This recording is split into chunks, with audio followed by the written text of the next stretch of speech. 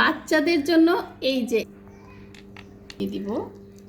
তো এই যে আমি বাচ্চাদের জন্য এই যে ইয়াম্মি ইয়াম্মি শাহি টুকরা কিভাবে বানালাম চলেন যাই দেখি। এখানে হাফ লিটার দুধ জাল করে ঘন করে নিব। কিছুটা দুধ উঠিয়ে রাখবো। এই যে কুসুম গরম দুধের মধ্যে একটু স্যাফরন দিয়ে দিলাম। তো এই যে আমি স্যাফরন দিয়ে দুধটাকে এইভাবে ভিজিয়ে রাখবো, তাহলে কালারটা খুব সুন্দর আসবে।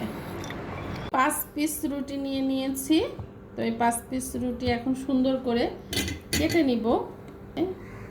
এই অংশটা কেটে রেখে দিব। তো আমি এখন ঘি দিয়ে কাজু বাদাম আর পেস্তা বাদাম একটু হালকা ভেজে নিব।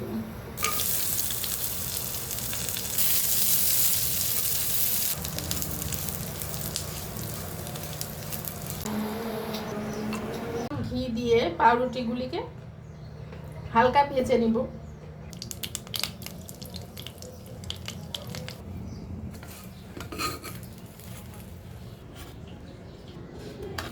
এখানে আমি 1.5 কাপ পানি দিয়ে দিয়েছিলাম আর হাফ কাপের একটু বেশি চিনি দিয়েছি।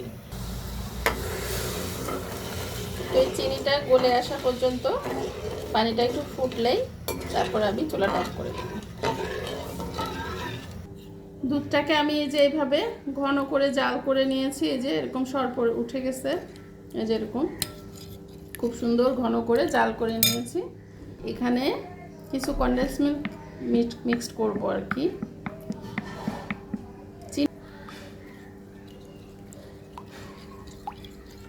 আর এই যে স্যাফরন দিয়ে যে দুধটা ভিজিয়ে রেখেছিলাম সেটাও আমি এখানে মিক্সড করে দিলাম।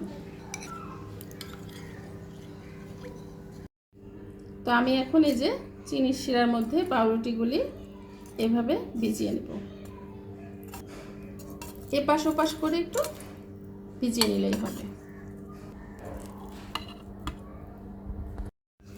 তো আমি এখন বাদামগুলি উপর দিয়ে সুন্দর করে দিয়ে নিব।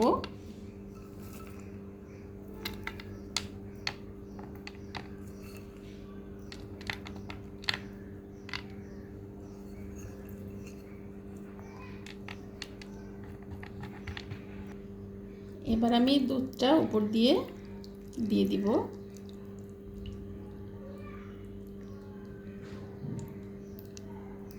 এই তো আমার শাহি টুকরার ফাইনাল লুক। এই যে ঈদের দিন বাচ্চাদের জন্য এরকম ঠান্ডা ঠান্ডা শাহি টুকরা বানিয়ে দিতে পারেন, অনেক মজা লাগবে। তো সবাই ভালো থাকবেন, সুস্থ থাকবেন। আল্লাহ হাফেজ।